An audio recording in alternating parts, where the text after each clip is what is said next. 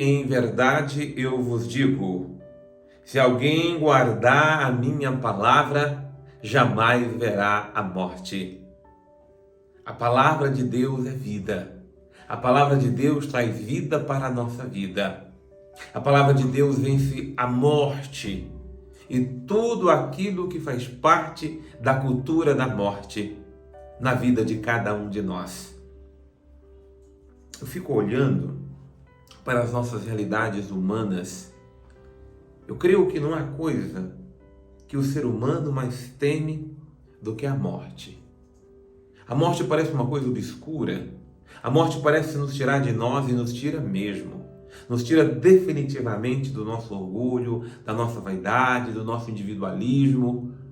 A morte faz morrer tudo. Porém, o que não justifica é temer a morte se nós seguimos o Senhor da vida.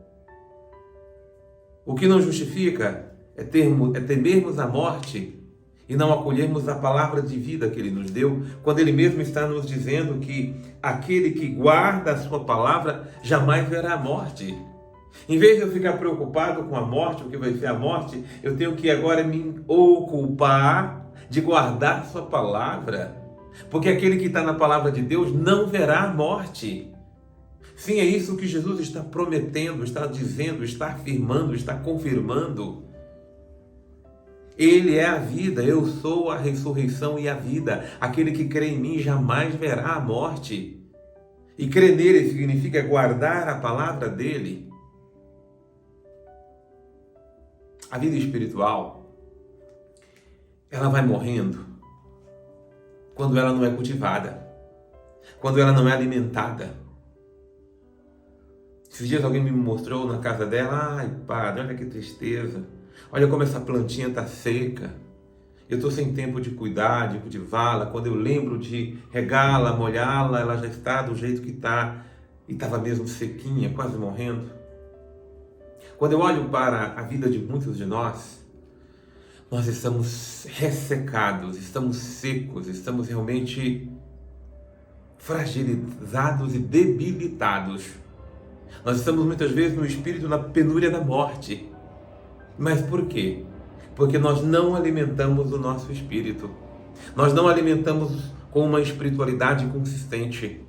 Nós não damos o alimento que realmente dá vida para a nossa vida, que dá vida ao nosso espírito. E que alimento é esse? O alimento é o próprio Jesus. Eu sou o pão da vida. Quem come deste pão jamais verá a morte. Porque a minha carne é verdadeira comida, meu sangue é verdadeira bebida. E a primeira forma de nós comungarmos, nos alimentarmos dele, de Jesus, é por sua palavra. Como nós precisamos se alimentar diariamente e muitas vezes ao dia. Porque tem gente que faz no mínimo 3 refeições ao dia, enquanto outros sofrem porque não conseguem ter uma refeição por dia.